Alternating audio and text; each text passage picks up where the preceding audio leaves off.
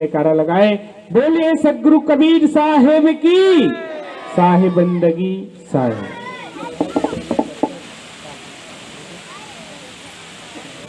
सत्य नाम को सुमर के तरि गए पतित अनेक, तहि कारण नहीं छोड़िए सत्य नाम की टेक।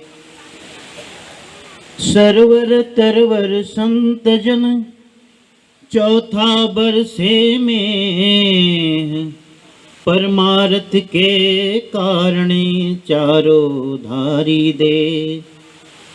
जीवन यौवन राजमद अविचल रहे न कोय, जो दिन जाए सत्संग में जीवन का फल सोय। जो दिन जाए गुरु संग में जीवन का फल सोय। वंदनीय संत महापुरुषों, श्रद्धेय श्री कन्हैया साहब शास्त्री जी, सुकृत सत्संग समिति दोंदे कला के सभी पदाधिकारी, सेवक राम जी तथा सभी प्यारे भक्त हंसजन, माताएं बहनें, सतपुरुष की पूजा स्वरूप इस आनंदी आरती मंगल आरती का आयोजन किया गया है। हमारी परंपरा है कि जब भी किसी कार्य की शुरुआत करते हैं, प्रारंभ करते हैं, तो श्वेत ध्वजा का आरोहण करते हैं। श्वेत ध्वजा का आरोहण के साथ ही कार्यक्रम की शुरुआत होती है और सतपुरुष की आरती धन्यवाद स्वरूप, आभार स्वरूप कि हे सद्गुरु, हे सतपुरुष, बिना आपकी कृपा, बिना आपकी दया, बिना आपके आशीर्वाद यह कार्य संभव न था। आपकी कृपा हुई, आपकी दया हुई और ये कार्यक्रम संपन्न हुआ। उसी धन्यवाद स्वरूप हम सदगुरु कबीर साहब सहित सतपुरुष की आरती पूजा करते हैं। गुरु के रूप में साक्षात सदगुरु की पूजा का नाम ही है चौका आरती। जब हम अपने गुरु को सदगुरु के स्वरूप में विराजित कर, प्रतिष्ठित कर, पूरे भाव, पूरी भक्ति के साथ, इसलिए मैं सदा कहता हूं, तुम्हारा हर कार्य कृत्य न बने, तुम्हारा हर कार्य कर्मकांड न बने, तुम्हारे पूजन में, तुम्हारी सेवा में भाव का जुड़ाव हो। भाव, बिना भाव वो आनंद, वो सुख की प्राप्ति न हो सकेगी। और ये भक्ति का ही रूप है। साहब कहते हैं, जो रचना है लोक की सो चौका विस्तार, की बैठे निजवंश सुत की पूरा कड़िहार। या तो पूर्ण कंडिहार हो, महंत हो, या तो निजवंश सुत हो।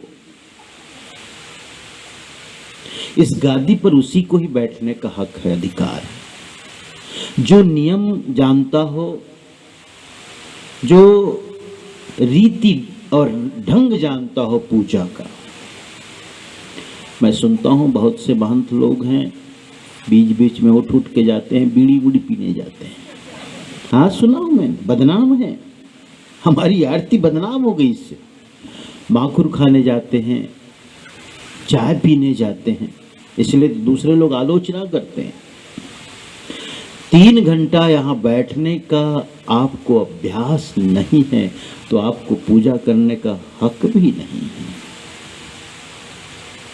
शुद्धता पवित्रता के साथ पूजन में बैठो, भाव के साथ बैठो। अगर महंत साहब ही भाव से न बैठे तो भक्त भाव से कैसे जुड़ेंगे? सब कृत्य बन जाएगा। फिर किसी बच्चे के आप लाड़ दुलार मनुहार करते हो तो क्या करते हो? उसके गाल को बड़े ही लाड़ से इसे छूते हो ना, उसमें तुम्हारा भाव है। और उसी को ऐसे पकड़ दो तो न कोई भाव है, उसे भी अच्छा नहीं लगेगा। किसी बच्चे के सिर पे हाथ फिरा दो भाव से, और भाव क्या है? लगाव का, जुड़ाव का, प्रेम का, प्यार का। और भाव ही न हो। अकबर के दरबार में तानसेन था, नवरत्नों में। जब तानसेन राग छेड़ता था तो अकबर भाव विभोर होकर कहता था, अद्भुत अद्भुत। तानसेन, जब मैं तुमको सुनता हूं तो एक ही बात सोचता हूं कि तुम जैसा कोई नहीं। न तुम जैसा कोई था, न कोई है, न कोई होगा। इतना तुम अद्भुत गायन करते हो, मानो साक्षात सरस्वती तुम्हारे कंठ पर विराजित है, मानो साक्षात देव ही तुम्हारे अंदर उतर आया हो। अद्भुत गाते हो। लेकिन एक बात मैं सोचता हूं तानसेन, तुम्हारा भी तो कोई गुरु होगा, तुम्हारा भी तो कोई सिखाने वाला होगा, तुम्हारा भी तो कोई गुरु होगा, तुम्हारा भी तो कोई उस्ताद होगा जिससे तुमने ये संगीत सीखा है।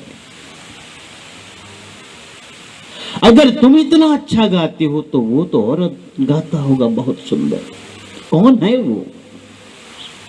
तानसेन ने कहा, मेरे गुरु का नाम है हरिदास जी। कहे अच्छा, हरिदास जी वे हैं? कहे हाँ हैं। अगर तुम कहते हो वे हैं तो मेरे मन में लालसा जगती है कि मैं उनके पास जाऊं, उन्हें सुनूं। कहे उनको सुनना मुश्किल है जरा? कहे मुश्किल है ना? हाँ मुश्किल, असंभव तो नहीं?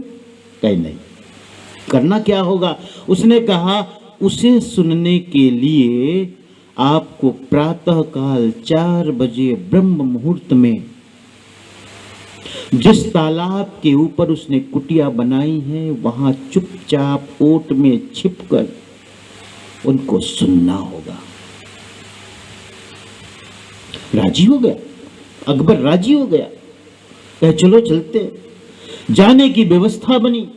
तानसेन अकबर रथ पर सवार हुए और सुबह ही ब्रह्म मुहूर्त से पहले ही वहां जाकर एक पेड़ की आड़ लेकर, मेड़ की आड़ लेकर चुपचाप बैठ गए।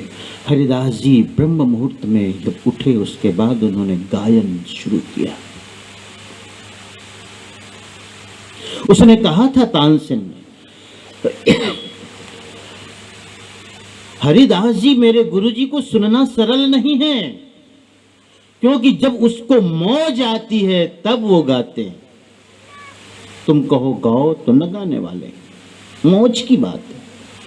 जब उसकी सुरती भगवान से जुड़ जाती है, जब उसकी सुरती परमात्मा से जुड़ जाती है तो अपने परमात्मा को धन्यवाद करने के लिए वो गाते हैं।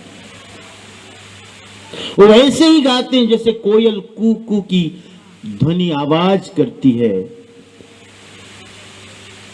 तुम्हारी बाग में, बगीचे में, आम के पेड़ में तुम अपने घर से निकल जाओ, तुम कह दो बहुत अच्छा गा रही हो, तो शायद गाना बंद कर दे। है ना, क्योंकि वो तुम्हारे कहने से नहीं गाएगी, उसकी मौज है। ठीक है, कोई बात नहीं। दोनों के दोनों गए, ब्रह्म मुहूर्त से पहले ही मेड़ की आड़ लेकर बैठ गए, सुनने लगे। हरिदास जी जब अपने उस आराध्य के स्मरण में गायन शुरू किया, राग छेड़ा, तो मानो तानसेन क्या, अकबर की समाधि ही लग गई। सुन करके समाधि ही घटित हो गई, उसे अपने आप का भान ही नहीं रहा। हरिदास जी गाते रहे, गाते रहे, गाते रहे, और अकबर सुनता रहा। हरिदास जी ने गायन बंद कर दिया, तब भी समाधि लगी हुई है, ध्यान टूटा नहीं, ध्यान मग्न। तानसेन ने जग छोड़ा, चले, गुरु जी का गायन बंद हो गया। अच्छा, मुझे तो पता ही नहीं था। दोनों रथ पर सवार हुए और महल की तरफ बढ़े। पूरे रास्ते पर अकबर चुप था, एक शब्द न बोला। कभी जैसे आपको कोई स्वाद अच्छा लगे तो आप चाहते वो स्वाद थोड़े देर तक मुंह में बना रहे, नहीं, पानी जल्दी नहीं पीते हो, थोड़ा बने रहे स्वाद। कुछ उसी तरह वो खो गए थे, बस उसका स्मरण करते रहे, पूरे रास्ते भर चुप रहे।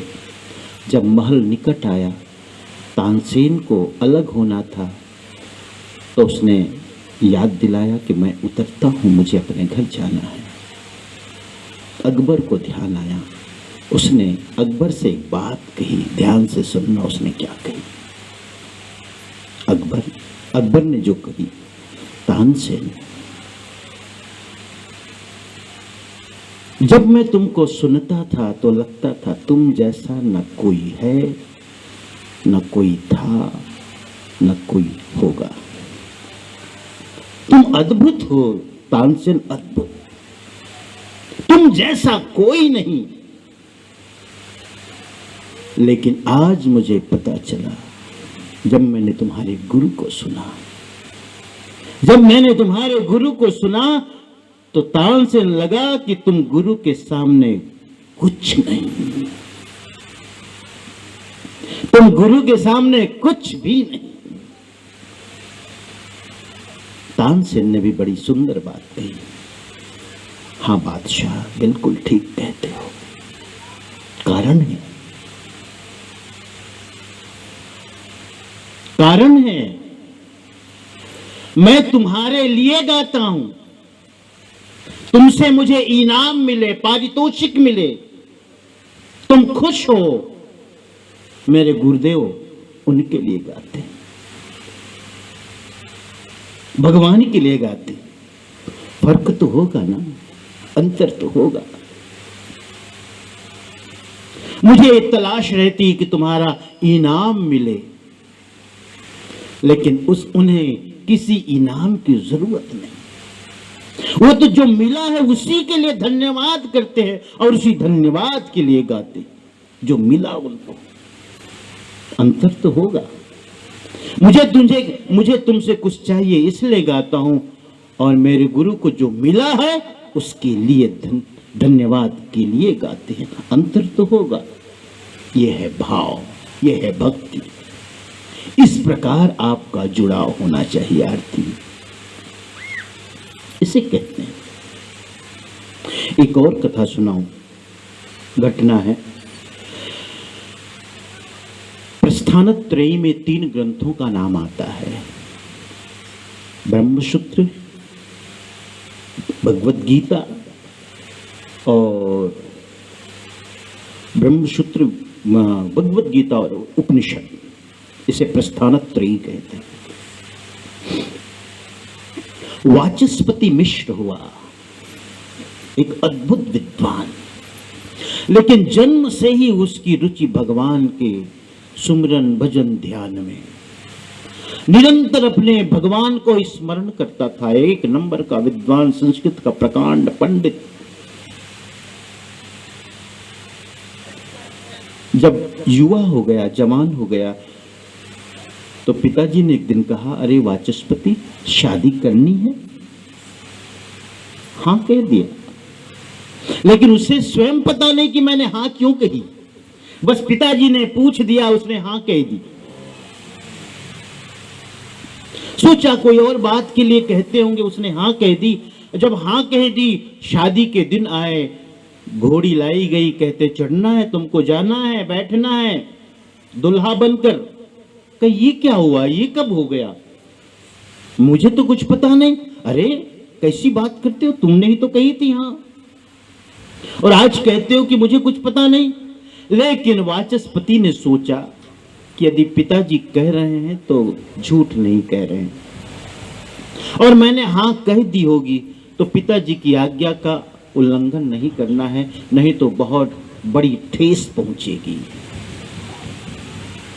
वाचस्पति दूल्हा बनकर शादी करने गया, बारात लेकर के गया, और उसकी पत्नी आई जिसका नाम था भामती।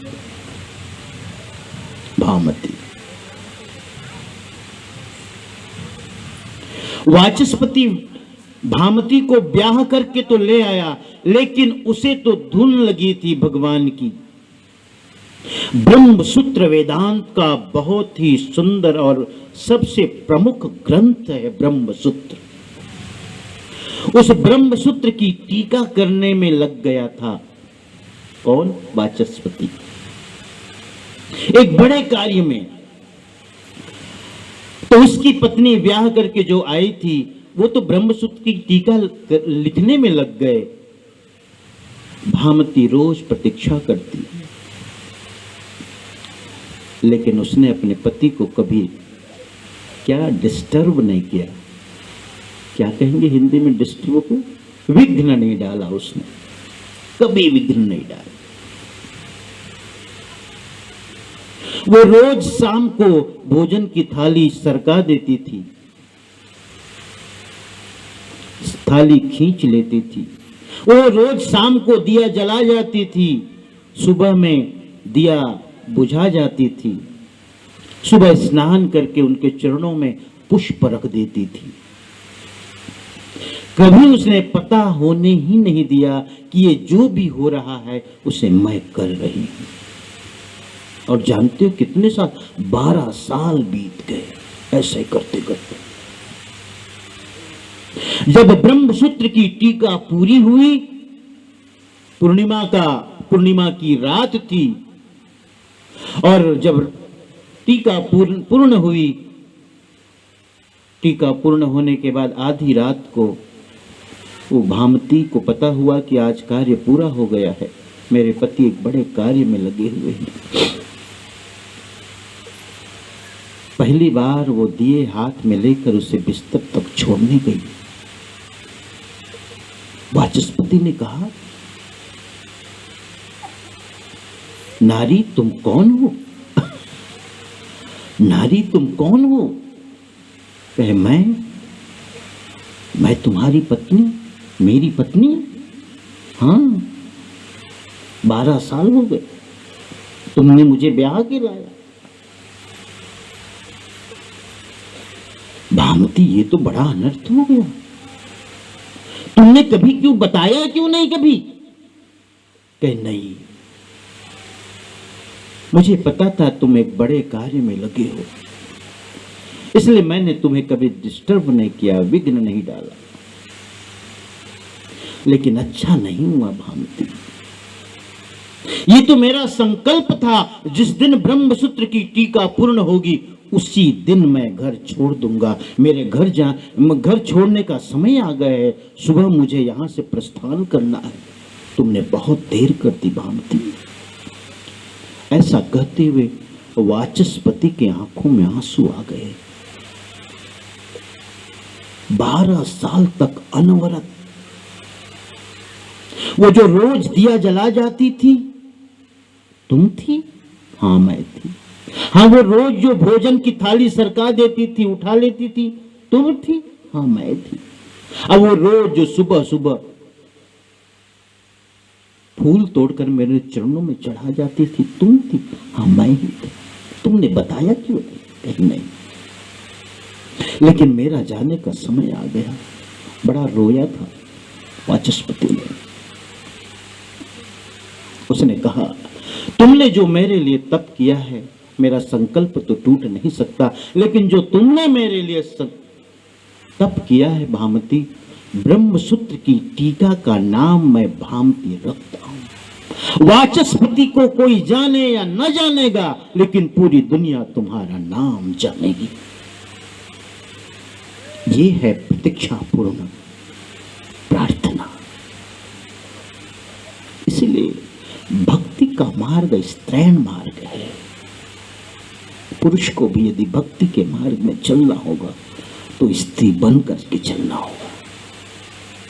सहज नहीं है। जहां समर्पण है, संकल्प का मतलब पुरुष, समर्पण का मतलब नारी, स्त्री। तो भक्ति के लिए संपूर्ण समर्पण की जरूरत है, जहां कुछ भी शेष न रखा जाए। और उसी भक्ति और उपासना का स्थूल रूप ये आरती है, जो रचना है लोक की सोचों का विस्तार। जो सतलोक की रचना है धर्मदास जी, यही इस चौके का विस्तार है। धर्मदास साहेब, बंकेजी जी साहेब, चतुर्भुज साहेब, सहतेजी साहेब, बीच का स्थान सतपुरुष का स्थान, 16 सुत भी यहां विराजमान है, 4 गुरु विराजमान हैं। और जब 4 गुरु विराजमान हैं तो उनके जितने वंश हैं 42, 27, 7, 16 सब विराजमान है। ये संपूर्ण पूजा आरती है। तो हम जब चौका आरती का आयोजन अपने घर में करते हैं तो मानो हम सतलोक को ही अपने घर में उतार लाते हैं, अवतरित कर देते हैं। और यहाँ जो विराजमान होते हैं उन्हें साक्षात सदगुरु कबीर साहिब के स्वरूप में विराजित करके, ताकि हमारी भावना जुड़ सके, हमारी सुरति जुड़ सके।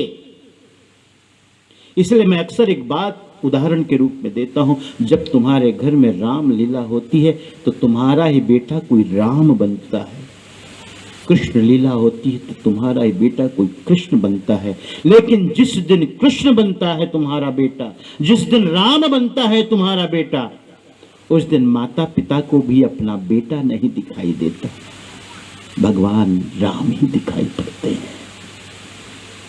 उसी भावना के लिए हम अपने गुरु को सदगुरु के स्वरूप में विराजित करते हैं।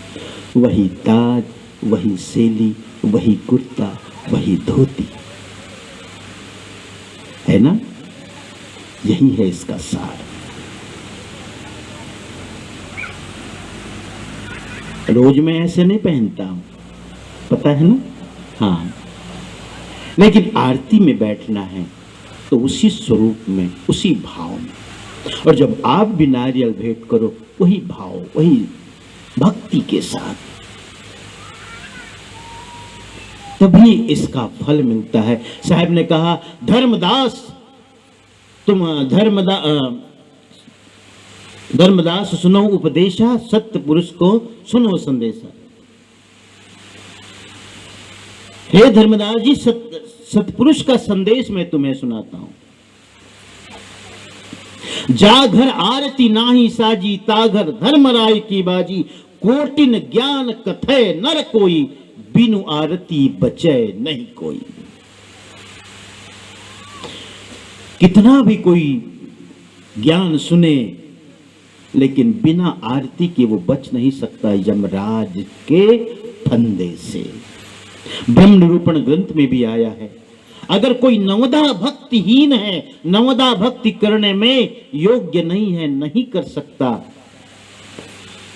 तो ऐसे भक्त को गुरु को बुलाकर नारिकेल योग स्वरूप मंगल आरती, चौका आरती का आयोजन करना चाहिए। प्रसंग है उसमें। इसलिए ये आरती चौका का विधान, समय हो गया है, ज़्यादा नहीं कहना है, अभी रात बहुत हो गई है। आप पर ऐसी ही कृपा बरसाए रखे, ऐसे ही भाव भक्ति सद्गुरु से, सत्पुरुष से, संतों से अनुराग सदा बना रहे। आप सदा स्वस्थ रहें, प्रसन्न रहें, निरोग रहें, आबाद रहे, धन धान्य से परिपूर्ण रहे और भक्ति से लबालब रहे। यही हमारी आप सबके लिए शुभकामनाएं हैं, आशीर्वाद है। बहुत बहुत धन्यवाद। सुकृत सत्संग समिति के सभी पदाधिकारियों को, सभी सदस्यों को, दोंदे कला ग्राम के सभी भक्त हंसजनों को, और वो क्या नाम सरपंच महोदय, वो भी देखो कितने भाव से यहाँ बैठी है। हाँ, बहुत बढ़िया, तुम्हें बहुत अच्छा सरपंच मिली है, जितना मैं जान रहा हूँ। बाकी आप जानते हो, साथ रहते हो, बहुत अच्छी है। आना है ना, अगले साल कार्यक्रम में आना है, बिल्कुल आना है तुम्हें। आप सोचते हो कि भाई बचाएगी क्या शायद, नहीं, सबको आना है, बिल्कुल सबको आना है। सबको इनविटेशन है, निमंत्रण है, और झारा झारा निमंत्रण है। घर पीछे एक नहीं, घर पीछे दो नहीं, झारा झारा, ठीक है। सब लोग आइए, इसी तरह साहेब से, सदगुरु से जुड़े रहिए। ये हमारा सौभाग्य है कि हम सदगुरु के हंस हैं। 3 दिनों तक आपके बीच रहा, बहुत आनंद आया, बहुत अच्छा लगा। बस ऐसी सेवा करते हुए ये जीवन व्यतीत हो जाए, यही सदगुरु से सदा अर्जी, प्रार्थना और विनती है। इन्हीं शब्दों के साथ सभी को बहुत बहुत धन्यवाद, बहुत बहुत सबके लिए आभार।